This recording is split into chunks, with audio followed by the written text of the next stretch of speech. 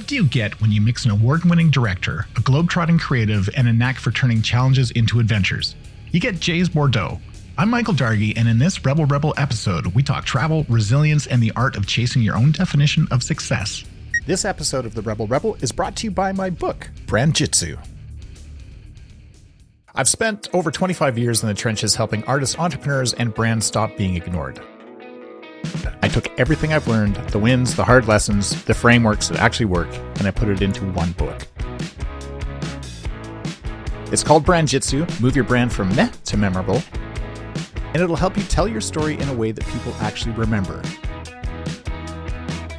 Get it at your favorite bookstore or visit brandjitsu.com. Well, welcome to the Rebel Rebel. I'm your host, Michael Dargy, and somewhere across the world, I'm super excited. We're going to find out where. Please welcome to the show, Jaze Bordeaux. Jaze, how are you? Doing good. Thanks for having me. I was looking forward to this for a while now since we spoke, I guess, whenever that was. Yeah. But time flies, and here we are. So, yeah. Well, I was saying earlier, just before we hit record, that I've been chomping at the bit all week for today.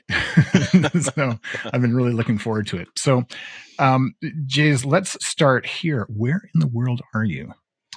I am in Toronto. So one of the reasons why I was excited to talk to you, because we're here as Canadians, right? Yeah. And in beautiful Toronto, growing Toronto, it's always growing. Like the city is just like it's growing at a beat that's like unbelievable. Yeah. So it's great to see. But yeah, Toronto is definitely is home base right now. Oh, that's fantastic.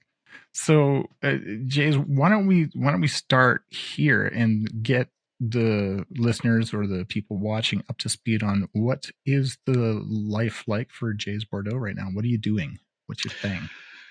Life is busy right now because me and my producing team, obviously we're producing over the next 10 years, we're producing a slate of sci-fi thriller films. What? And actually, just slightly before that, we're also releasing a film next year on the heels of the last film we just released called Let Go, which is a psychological thriller. So we are literally right now just mapping out release strategies, distribution plans, negotiating with distributors, organizing all the things that you need to do to build up the title to get like a great distribution deal. Yeah. So we're aiming to launch it in the winter of 2026, and there's a whole run that you have to plan with that. So simultaneous to that, we're also working, as I said, on a slate of sci-fi films, 6 of them over the next 10 years. So nothing comes from nowhere, right? It all starts somewhere. Yeah. Wow. Okay. So, for those of you that are just catching up and wrapping their heads around this, so Jay's an award-winning director, filmmaker, and your recent film EFC, like that, won some pretty big awards around the world. Yeah, EFC, we were very. It was one of those projects that it took a while. There was a lot involved. The odds were pretty much against us from day one. Yeah. But at every level, we kind of defied the odds. I mean, the whole project was kind of like a rebellious project outside the Canadian system, which I guess we can talk about. But yeah, I'd love to. When it finally came out last year, actually exactly, I think it was around this time last year, it was released in the States. You know, we had a whole run behind it as well.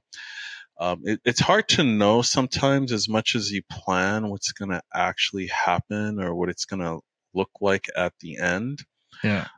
So if you had said to me that, yeah, we were going to get, I think we were over 30 awards internationally for just for production, direction, performance, design, all of that type of stuff. And even myself getting multiple Best Director awards, including one I guess everybody sees online from the Palladino d'Oro International Film Festival.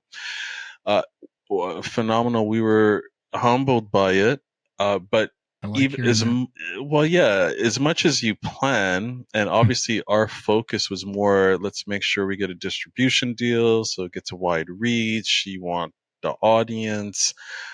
Sometimes I don't know if I as much as I pictured it being successful in terms of getting to the audience, Yeah.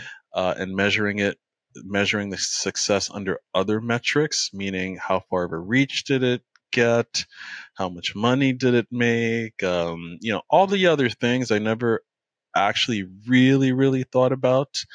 Um, Us getting recognized for it at the level that we did internationally, right? Yeah.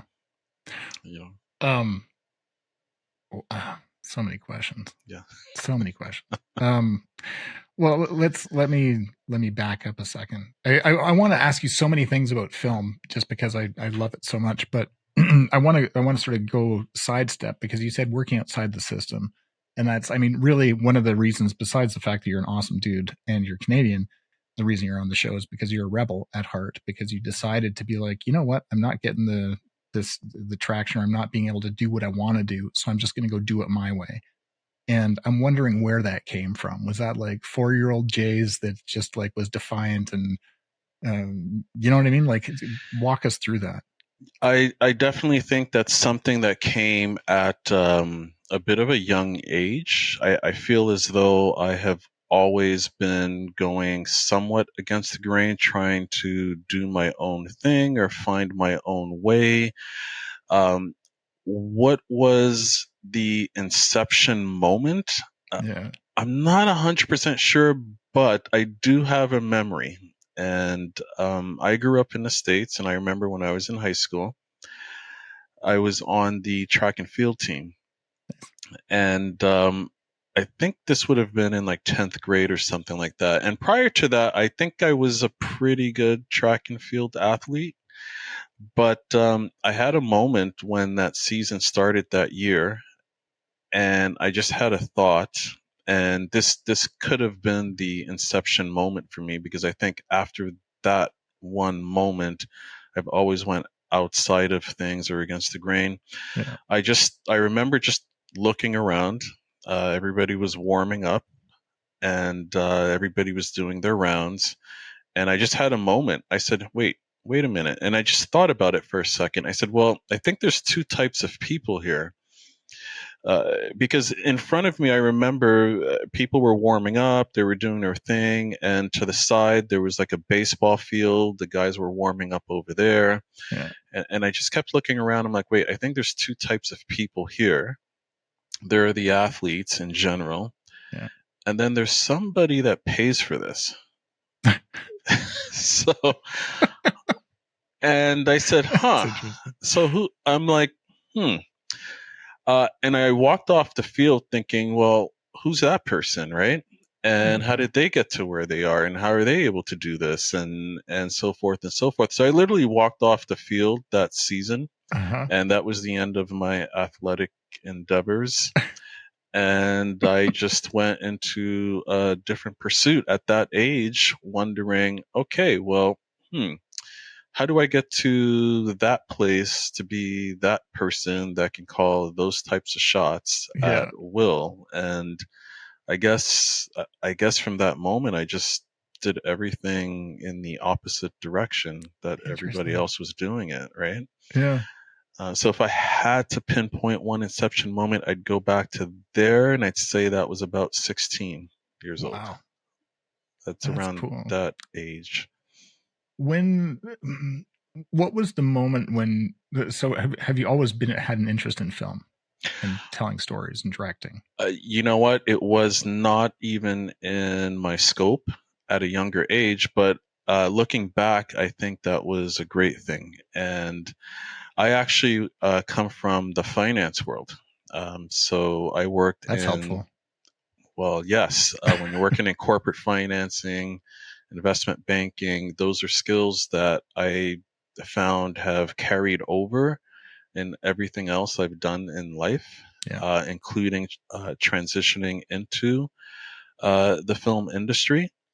And ironically, I'm talking to you, and I know you're out in Calgary, Yeah. but how I actually came into this industry was quite ironic. I always said the universe called me, Uh-huh. but the universe called me from Alberta. What? Yeah. And I remember getting off the plane. I was going to Vancouver, and I think it was the first time I was going to the city to go check it out. And I had a strange phone call from somebody in Alberta, and it happened to be a filmmaker. And he said, "Hey, I have a film slate that I'm trying to um, get financed, and someone gave me your number." And I quickly dismissed it. I'm like, well, I don't know anything about that. I don't think I can help you, right? Hilarious. But it lingered in my mind for weeks and weeks and weeks and weeks and weeks and months. And then finally, I'm like, you know what? Let me go investigate this. And I leveraged all of my networks and contacts to do that. I went on every set that I could go on just to understand a few things, how it was made, the industry, so forth and so forth. And then I The realized mechanics there of it. was a hole in the industry at that time, which was distribution, because it was clear that we were moving to a model. And this is 2009, I believe it was, where you would have the Netflixes of today, the Amazon Primes of Right. today. That was the early days where the infrastructure was getting built, but you could see very clearly by 2020 where we were going to be. And so that was a clear vision. And I thought, well, you know what? There's a clear opportunity. We did try. I tried. And that was actually my entry point into the industry. We did build a streaming site that was supposed to be like Netflix. Oh. The We got to the point though where I realized that the big guys, the Googles, the Amazons, are going to do it first. They're Yeah. going to do it better. They're going to do it faster. So it was more about let them build the infrastructure, let them build everything, because Mhm. there's going to be a point in time where they're going to have to fight each other to get content. So you could be in a very nice position just being able to produce this stuff, right? That's prescient. Versus fighting them to market, because obviously the resources they had, it's not a fight, it's not a race. I would have won against them, right? Yeah, for sure. Yeah. Yeah. Because I mean, content is king right now. You're seeing those fights. Yes, and and the level of consumption, it's like, they drop a season and it's consumed immediately, and it's like more next, and it's not enough, right? Yeah. So we're in that age now, and that was, you could see that about 15 years ago that we were getting here. So ironically, when we got to 2020, because I kept looking towards 2020, 2021, and we hit COVID, Hmm. and I think it was the peak point for streaming. At that point, I think more films and shows were consumed via streaming than ever before up until that point, right? Yeah. Yeah. I think there's a Yeah. famously one of us said, uh, halfway through COVID that we finished Netflix. Yeah. Yeah. But that's how it was. So how did you go? I guess um, from this model and understanding this world that was coming in, dallying in it to becoming a director, because that's a big step. Yeah. So I had made that decision that, okay, I like the industry. I see what's going on. Obviously, I decided I can produce. I brought a lot of those skills over from me from the old world, which, again, value. And sometimes you never know. Sometimes you're doing something and you just don't know how those skills will translate later in life towards something else, right? Yeah, yeah. So that was very clear to me from that inception point. But I knew at some point I would get into directing, so I started taking those steps early on. I wanted to understand how to deal with actors. I even went into acting school or training just to Smart. understand that process. However, the inception point for me, because there's always that moment, and sometimes I'll say there's a difference when you have decided to do something and when you know that you're doing something. Yeah. And yeah, I had made that decision early on in terms of directing, and it was always there, that I was going to do that, and I did. There are a lot of projects that never made it to light that people don't know about. They're still in a hard drive in my office Yeah. or wherever they are. There's a lot of that stuff. Uh-huh. None of it went to waste. Again, skill building Oh for when yeah. it matters the most, right? But ultimately, it was, and I've told the story a lot this year, but it was when I went to go watch Interstellar, and I had a dear friend of mine's that took me there, very adamant that she wanted me to see this particular film, which I would have seen it anyways, but it just, for some reason, I had missed that, Christopher Nolan was dropping his film Yeah. on the opening weekend. But I went to go see it, and then after I saw it, and she basically looked at me and said, "Look, I wanted you to see it because that's the scale or level I see you at." Boom! Right there in that moment, it was like you stepped into the very thing that you knew what you're going to do. So, uh, Wild. Genesis, our next film, is at that scale, and it's literally, yeah, at that. It's comparable. Like in our comparables, it's comparable to like Inception or Interstellar. It's even at that budget scale. It's at that story scale. Wow. It's literally at that scale. But that was kind of the moment for me where I just kind of I felt like you stepped into your own skin, uh, boom, and it's like, this is what you're doing, right? I love it. Without hesitation and with full clarity. So yeah, I go back to those little inception moments a lot, right? Yeah. That's really cool. Yeah. I had a previous guest a while ago, Charlie Pacherny, who's a stunt coordinator, runs Stunts Unlimited, or used to run Stunts Unlimited. And we were talking about his rise from being stuntman on Starsky and Hutch, and dropping Hans Gruber off the Nakatomi Tower in Die Hard. And one of the lessons that he had, that he always shares with people, is stay close to the camera. And so he was always, throughout his career, try to get as close to the camera as he could to learn everything that was happening, sort of at the nexus of where it was happening. And that, it sounds like you did a lot of similar sort of work to lead up to this. Yeah, a lot. There was a lot, I guess, sometimes you'll never see. And again, as you know, and that's why I like to say nobody ever comes from nowhere. And especially when I'm talking to younger people, because sometimes in this day and age with social media, all of a sudden somebody blows up for doing something. And it's like, wow, like Yeah, I need, I need that success now. Like, why can't it happen for me right now? And it's like, it needs to be, and there's like this disbelief if it's not happening like right now, yeah, like something's like wrong. And it's like, well, no, nobody actually comes from nowhere. yeah, There were a lot of stepping stones leading up to that moment, right? totally. So And consistency is I is think key. key. Yeah, Is key. totally.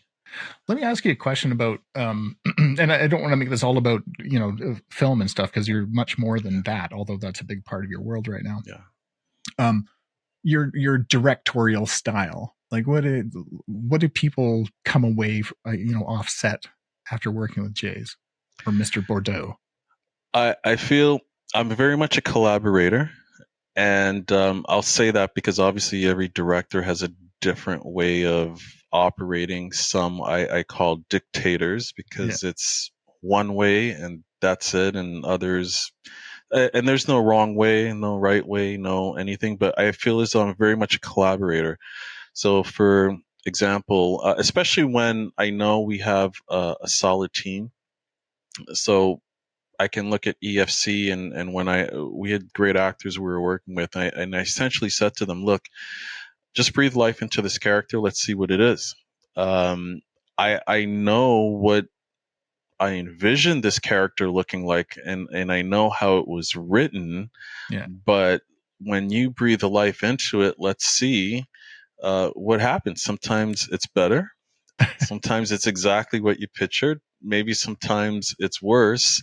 Yeah. Um, but on EFC, for example, I know we had an actor, Richard Zapiri, and I had a conversation with him about what this character was supposed to be. He plays the main antagonist, and I said, look, really, this character in this film is designed to have so much disgust for that you just want to see our protagonist like overcome, right? Right. The And he villain. knew, yeah, and he knew what the assignment was, and we knew what it was. But again, when he breathed life to it, it went to levels that I didn't even think, didn't even see it would go to, right? Wow. So I very much love to collaborate with other people, even like our DP. We had like discussions about what this thing should look like. But he brought his own touch to it, Love just that. like on our like conversations and stuff like that. And yeah, but yeah, I love collaborating with our crew and teams, and even I look back at our stunt coordinator. I mean, we had our discussions. He knew what the job was. He made everything even better Wow. than elevated the ideas, elevated everything to again levels that I maybe didn't even see it initially going to. Right. Wow. So I'm very much a collaborator, and I love getting ideas, and I love when people can come together. We're sharing, feeding off, and we're creating. We're all co-creating together. So you have this really cool, like, collaborative experience, and you get this intangible type of energy that's just like inhabits the film. And so I feel as though if you talk to people who have worked with me, that's probably what they would tell you, right? Yeah. Nice. That's Yeah. cool. What's your just to before we move on? Your I don't know, one of your favorite films. Doesn't have to be your favorite one of all time, but Well, if you look behind me, could it be Inception? I have those posters up because, again, from that other Inception moment where I said, where you knew that you knew that you knew, Yeah. those are in front of me, so it reminds me what we're working towards. Right. And obviously, the projects we're working towards are, you don't see them right now, but if you saw them, they would be directly opposite to the ones behind me, and that's to remind me where we're going, Yeah. right? But as you can see, you see Interstellar back there. You could see Inception. Mm. I'd say Interstellar would probably be my favorite, one of my favorite films, Yeah. if not my favorite film. Also, obviously, I'm a fan of sci-fi, so I'm going to list a lot of sci-fis. The Arrival, Inception is obviously there. So I like thriller type films. I mean, I'm a movie fan overall. Yeah. But I would put Interstellar probably as number one for me. Cool. Yeah. This new one that you're working on, did you write it? Genesis, yes, wrote it, and it does. It's the film that I think I've always wanted to do. Oh, that's cool. And if we do nothing after that, I think I would feel as though I've done everything. I was lucky enough, fortunate enough, to be able to do everything I've wanted to do, right? Right on. Um, and it's a film that does revolve around original thought theory and how it's handled as almost a commodity and a currency in a futuristic type world. Wow. And uh, how we connect with AI to actually use it as a currency. Interesting. It's timely. Yes. Yes. And so, yeah, that one I did write. The one after it, Monopoly, as well. They've been, I mean, I think I've been writing them for many, many, many years. There are the others in the slate were written by other people. They'll be directed by other people. So I think when I look at the next 6 films, I'll be directing 2, Yeah. obviously producing all, but I'll collaborating with a big community of filmmakers here in Toronto. Very cool. Because again, our uh, mission here is that there is a community of rebels that are moving outside of the system. So we are coming together almost like a beehive to kind of do it together, right? I love that. Yeah, That is, of course, hell yeah. yeah, yeah. So Um, do you have kids? no children. I have a niece and nephew. They're twins. They're 2 COVID babies. They're 4 years old. We spend, my wife and I, they're with us a lot. Uh-huh. So, but we play the auntie and uncle. Nice. I think, Like yeah. on Ontario Place. Do you take? Oh yeah. Oh well. Yeah. They know Toronto really well now, and they're just across the border in New York, so they come up all the time. Oh, awesome. And but yeah, I feel as though the auntie and uncle roles are like the cool roles. Oh, hell yeah. You get all the glory and none of the none of the other stuff, right? Yeah. Yeah. You get the action heroes. Yeah, yeah. What's your favorite part about Toronto? Toronto was a city when I came here, and part of the reason I came to Toronto, obviously, is because I don't think a lot of people realize how major Toronto is to the world film scene, right? Yeah. And Oh, obviously, TIFF is huge. well, not just TIFF, the banks, the financing. Mm. Obviously, there's a lot of American productions that come and shoot here. The talent here is world class. Canadian talent is sought after, like internationally. You have the banks that are here that are heavily involved in financing as well. A lot of people don't know that, but the Canadian banks are Secret side. heavily involved. I love Toronto because it has a growing energy to it. Obviously, because it's constantly growing and it's growing and it's vibrant and it has this growth kind of mindset. It's a city that's not really sitting still, Yeah. right? 20 years from now, it's still going to be growing, right? And so it has that great type of growth energy to it. Yeah.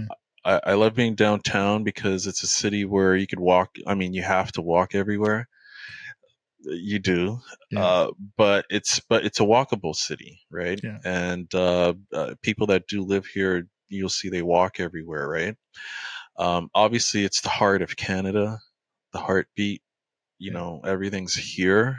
There's nothing you can't not find here Yeah. in terms of the diversity from like food, cuisine, people, cultures, this, that. I mean, it's all here. Americans come here. A lot of my American friends, and people in the industry during TIFF, they just love it. Like they Yeah. just like appreciate it more sometimes than I think.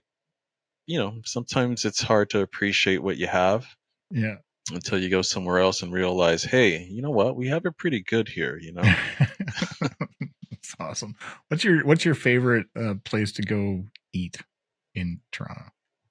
Oh gosh. Wow. So for those who haven't been to Toronto, and obviously this is a huge plug, Toronto has an amazing food scene.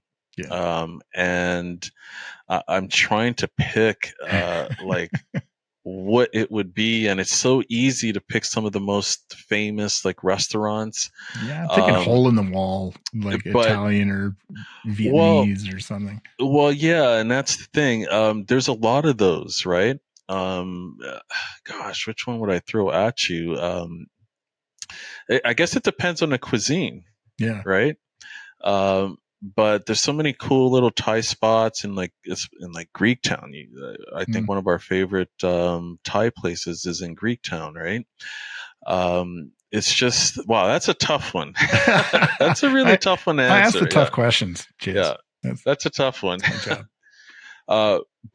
But the scene is really good, and you want to know something else that's really great here? We have all of my Italian friends will shoot me when I say this, but it's true. We have a great coffee scene here, Oh, and a lot of people may discount it, but there's coffee from all over the world, and a lot of the independent guys really do a great job sourcing great beans, and the baristas are very modernized and up to date on stuff, to the point where we were in Italy last December when we were at the film festival, yeah. and I was like waiting to come back home to have really good coffee. Ooh, shots fired. Yeah, in Toronto, Huh, because we have a really good coffee scene here, right? And huh. sometimes you don't appreciate it until you go somewhere else and you're like, you know what? I miss what we had at home, right? Yeah. Are The, you like what's your drink? Are you an espresso guy? Are you like Americano? Are you latte, I flat white? Americano, just straight. That's it. Nothing added, nothing taken away, but just really good beans, right? Yeah. That's it. If the beans are good, I can have it just straight. Can't mix it with anything else. Yeah. But yeah, the scene here is really really really good, and I noticed that when we travel abroad, I'm like, wow, okay, it's a thriving scene here. Oh, that's cool. Ugh, I do love Toronto. It's been a long time since I've been back. You'd be shocked. See Yeah, it cranes will. everywhere, and the skyline has changed. Every year Oh the yeah, I can. skyline changes because so many towers going up, and Yeah. just the construction is crazy. I Wow. mean, it's an interesting time right now in Toronto just because of the economy and stuff like that, but it's still growing and moving forward, and it's still developing, and it's still expanding, and it's just like, it's just forever growing, right? That's cool. Do you ever get a chance to either hit the science center or the museums? Like, is that part of your call it Yeah. self care? Yeah, I think in all my time here, we've tried to do, we do the AGO, the ROM. Summertime in Toronto is also great because there's so many different festivals going on, Mm-hmm. street festivals, cultural stuff. Um, so we try to go to a lot of them as much as possible.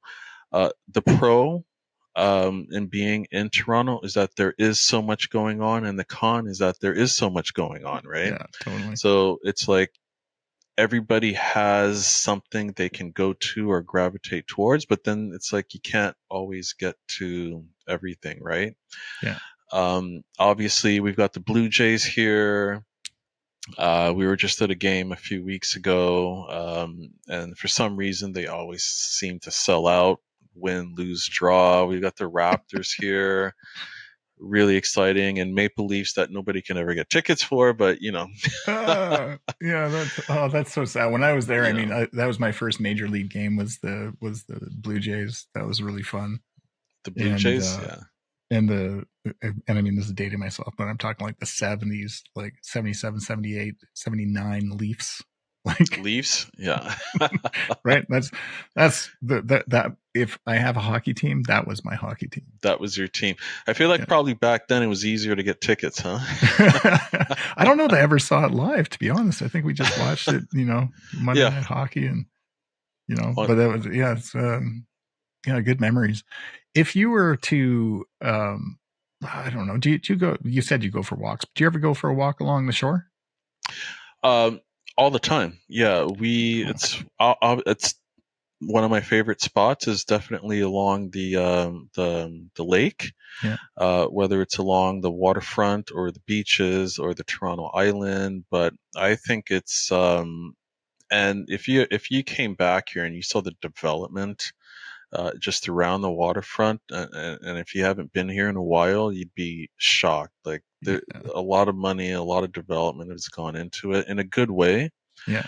Um, just creating an atmosphere that people can enjoy the waterfront. Oh, that's good. So I think the city's been very mindful of that as well. Yay, Toronto. Yeah, so it's definitely, and if anybody's coming to Toronto, you definitely want to check out the waterfront. Especially summertime, there's tons of stuff always going on there. The island is always packed, like We used to go to the always. island. Yeah, Yeah. yeah. It's um, still beautiful, still calm, but obviously it's really busy in the summertime. Um, it's even extended more, like they're developing other areas, I think called the Portlands, Oh, wow. which used to be just all industrial, but now it's being revamped into parks, green spaces. There's film studios back there. There's a cruise ship Right on. port. Oh, There's my God. all kinds of developments that's yeah. It's yeah. Again, forever growing Toronto, right? So here's what I'm picturing. I'm picturing Jays with, maybe you've got your headphones in and I don't know if you were track and field, but maybe you don't run anymore. Maybe you do. I don't know. But you're out there on the waterfront and you're just enjoying the scene and you're thinking to yourself, you're like, oh man, I just wish the world knew this one thing. What is the one thing that you wish the world knew? The one thing I wish they knew, just in general, Yeah. or about, well, In I general, can. like from Jay's perspective, from Jay's life, where you're just like, oh, if the world just did this thing, it would be so good. um, well, essentially, I can answer that question on a few levels. If the world just calmed down and just had discussions with each other and just sat down like people and had normal conversations and just talked about things, Yeah. and instead of it's my way or no way, I think we would definitely be much better off as a collective, right? Love that. Um, you know, common sense, right? Yeah. Yeah. Maybe just apply a little bit of common sense, and I think we would be much, much, much better off for it. Um, Lately, though, I find that I've been talking a lot to younger people, so I guess the generation behind me. Yeah. And it's interesting because I find myself saying two things to them actually. One is that whatever you're going to do, it will take time. However, don't let that discourage you because with focus, you'd be amazed what you can do in a year, and Oh, consistency. 100%. Right, and from there you can build momentum, and but things will do take time, right, because it takes time to get to a certain skill level. And I just kind of reinforce that because I just find myself saying that a lot, and I just think it's because of the era or the time that we're in. Yeah. And one of the other things is that I tell them is you got to be really careful not to try to compare you to somebody else because this person just did this, and all of a sudden you think something is wrong. You just have to focus really on yourself. This I think I learned when I did run track and field, because how I started into that, I could tell the story real quick since I started it. Oh yeah. Come on. I tried out for, I think, the team, the track and field team, and I didn't make it at first. I think this was ninth grade or eighth grade, something like that. And I went Yeah. to the coach, and for some reason, I went to the coach and said, "Hey, my name's not on your list. What's up? What's?" And he goes, "Oh, okay. Hmm. Well," he looked at his clipboard and stuff. He says, "Do you want to run long distance?" And I just said yes. I don't That's think I knew what I was saying yes to. I just said yes. I yeah. just wanted to be on a team. I said yes. So I showed up to the training. First day difficult because never didn't run long distance before. Second day even more difficult. Yeah. A week I'm like, oh my god, I don't think I want to do this. Right. Yeah. But kept the training, kept going. By the time we had our first track meet, I got on the track. I didn't know what to expect. I ran the race and I won. Oh, Okay. nicely done. And then the next week we had another one and I won. And then I kept winning, right? And I said, wow. And then we got to this like big, like district race where you have to, it's like where, all these schools come together and it was a big deal, right? Yeah. Because down in the States, you have to qualify to get the state championships and all Right. of that. So now I had graduated to kind of that level and I was competing uh, at, at a really high level. And for the first time, I remember going there and I looked at the guys I was running against and I panicked because they looked like college athletes, right? Yeah. And like football, like athletes. Like, I'm like, I don't think they belong here. I think they belong in like college or Yeah. something like that. These guys, they're not like, either something's wrong with me and I'm underdeveloped and puny, but I'm like, I don't think so. Yeah. But these guys look like they're on a whole another level. So I spent the whole day just psyching myself out because I kept comparing myself to them. Yeah. I'm like, I don't look like them. I don't have that athletic build. And I just, the whole day, that's all I did. Mhm. And if I could have gone home, I probably would have went home that day, but we were so far away. There was no way Oh, for no. me to leave. Right. Yeah. So it came time. We got on the track and again, I'm looking at these guys next to me like, there's no way. I'm like comparing. I'm in my head. I'm like, this just, like, I don't know. To the point where the race started and everybody flew by. I was running last, Yeah. right? And I was like, oh man, okay. I was running and I said, okay, well, at least I can finish, Yeah. right? And then somehow, somewhere along the way, I think I had gotten outside of my head and I started moving quicker and quicker and quicker and quicker. And I got up to the last guy, or actually, I was last, and the person who was in front of me, the guy that was next to last. Yeah. And I kind of glanced at him and I just had that moment again where for some reason I just jumped back into my skin and said, nah, you know what? I trained all year for this and I prepared for this moment Yeah. like all this time and I went all this way. I don't think these guys are better than me. So you know what I did? I just kept going. I passed the next guy, passed the next guy, passed the next one. We got to about the 400-meter mark and I think I was right with the guy. And I caught up to everybody and the Oh guy my that was God. leading the pack, I caught up. We were neck and neck up until the last 100 meters. I kept going, and then I beat him. What? Right. So, and, the moment didn't click to me what happened, but I realized years later that, you know what? Two things. You can't compare yourself to other people because you're going to shoot yourself in the foot. Yeah. You don't know their level of training. You don't know where they came from. You don't know what was going on. The only thing you know and got is you. You know your level of preparedness, what you've been doing. You can focus on you. Um, you just can't measure yourself really against other people. The minute you start to do that, you're going to shoot yourself in the foot, right? Amazing. And again, I see in 2025, it's even harder to not do when I talk to some of the younger generations because you're on social media Yeah. Inundated.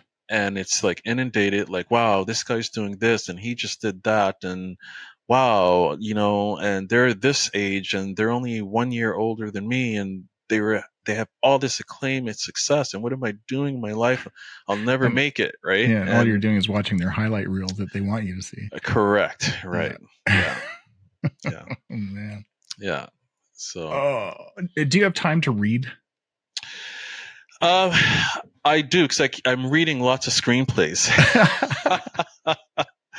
I'm literally, I do So my reading right now are screenplays. Okay. I'm reading lots and lots of screenplays, and not just the ones that we're developing because we go through various drafts, but um, other stuff that we're potentially looking Yeah. to maybe take on to produce or develop as well. So yeah, I've been reading a lot of screenplays. What's your To be honest with favorite you, fatal flaw?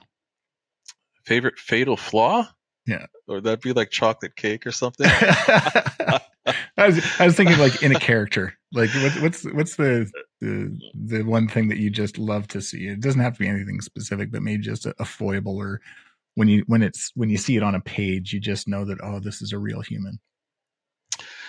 Um, Typically, that's a great question, and I don't know if anybody's ever asked me that question. Uh, but yeah, typically, sometimes I guess sometimes over arrogance. Sometimes the over arrogance with a character because it's easy from that point to take them down, Yeah. right? And teach humility. I think. I mean, I very much believe in that. So maybe that's why when I see stuff like that, I'm like, okay, yeah, we got somebody. We're gonna write this a certain way now, right? um, that doesn't go too far, but see how this is gonna work out for this character, right? Yeah. That's awesome. Yeah. Are you a sandals or sneakers guy? As I get older, I'm finding that I'm liking sandals. Have you hit Birkenstock level yet? Or are you Close, okay? close. But yeah, if you asked me that a few years ago, I'd be like, yeah, definitely runners, sneakers. But I find as I'm getting older, I like having my feet breathe, This is feel the this is the wisdom. air. This is why people tune into the show. Yeah, it's like it feels great, and Yeah, so I guess it changes depending upon the phase we're at. yeah, it's so true. You're you've given so much wisdom during our time, and I think I can't thank you enough. And your energy is just so awesome. It's just even and just I could listen to you talk for hours. Um, so I mean, I'm somewhat reluctant to ask for more, but I'm going to. And that is, there's these people in the world, and they could be filmmakers, they could be the younger generation. Again, you've given a lot of advice already, but people about to embark on a new adventure, whatever that happens to be. What advice would you give to these people? I call them rebels in waiting. And typically they're the type of person who is just breaking out or just trying a thing, or they're maybe halfway through it and they're about to give up. Maybe they're running the race and they look beside the person and they're last and they dig in. And again, you've given this advice already, but what else have you got for us?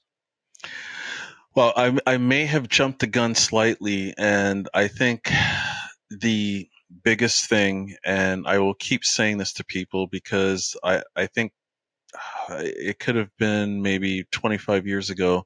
I heard a billionaire say this, and I'm going to repeat it again. And I was at a conference that everybody was sitting there, and they're waiting for this guy to come out. They thought they were gonna give him. He was gonna give us the secret recipe to overnight success. You Uh-huh. come out of there with whatever he was gonna say, and then tomorrow, boom, instant success, right? Right. And he literally came out there and said, well, if you're going to do anything in life, and if you want to be successful in business, and if you want to make it and do something big, it's going to take 10, 15, 20 years. Uh, didn't want to hear it at that time, right?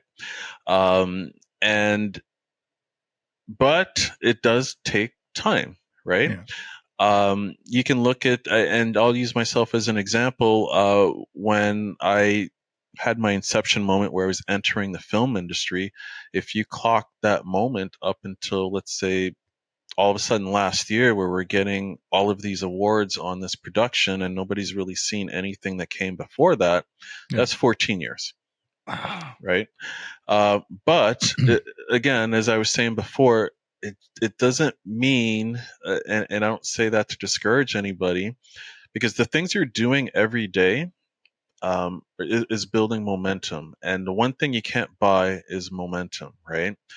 And so if you have a focus and you can be consistent where every day you're doing a little bit towards whatever that is, whatever that objective, whatever that goal, whatever that business or startup project is, you will look back in a year and be like shocked how much you got done, right? Yeah. And that just keeps compounding and compounding. And then if you stick with it long enough, eventually there is that point where it turns and you start kind of rolling downhill a little bit, right? Yeah. So time and patience is everything. I don't care what business, industry, sector, whatever it is. Yes, we can talk about strategy and how important it is to kind of strategize, and there's no one particular way and to do any particular thing. But ultimately, I think time and patience is everything. If you can like apply that, it will make it take a lot of headaches away, will take a lot of disappointments away. It will ultimately get you to where you got it, where you want to go, but it does take time and it does take patience, right? Love it. I got one last question. Maybe we'll see. But to what do you attribute your humility to? If I could say one thing about your demeanor, is that you're a very, soft-spoken, thoughtful, humble person. And not that that's uncommon, but, it's somewhat uncommon. So to what do you attribute that to? I think I've had the privilege to have a lot of ups and downs in life. I may have made it all and lost it all at least 4 or 5 times. And also, so that accounts, for a lot of things too. Just being able to have those experiences, it's easier to relate to people on so many levels. I think myself, and even my wife, I call it a privilege to be able to interact with people on so many levels, where we've met the guy on the streets to the guy in the castle, right? Yeah. On all levels, and just been able to speak to people and just hear their experiences, or even have those experiences with them, to the point where you realize we're all really the same. Nothing really separates us except ignorance, maybe. But ultimately, it doesn't matter who they are. We're the same on so many levels. And at the end of the day, the golden rule, treat others the way you want to be treated, I think is literally the golden rule, right? And it doesn't really get more complicated or easier than that, right? Outstanding. Yeah. Jaze, I have enjoyed every moment of this, and I look forward to your next films, and I can't wait till we talk again. Thank you so much for being on the show. Yeah, you'll have to let me know when you're in Toronto. Yes, sir. I hope to be coming to Banff soon, but let me know. I will show you. I'll take you places. Yeah. So yeah, my wife and I are hoping to come out there soon. We just don't have a date or anything scheduled yet, but we've been dying to head out there just to go see that whole area, right? So well, look forward to it. Sir, thank you so much again. Yeah, thank you, Michael. Thanks so much for listening to this episode. Hey, if you're an artist, scientist, entrepreneur, or business owner who wants a smooth and proven method to find, shape, and share your story with the world, head on over to brandjitsu.com and order a copy of my book, Brand Jitsu, Move Your Brand from Meh to Memorable. I've been your host, Michael Dargy, and this has been the Rebel Podcast. It's a podcast for creative rebels and entrepreneurs all over the world. And hey, if you're a rebel or you know a rebel, head on over to therebelrebelpodcast.com and fill out the guest request form. Thanks so much for listening. Until next time.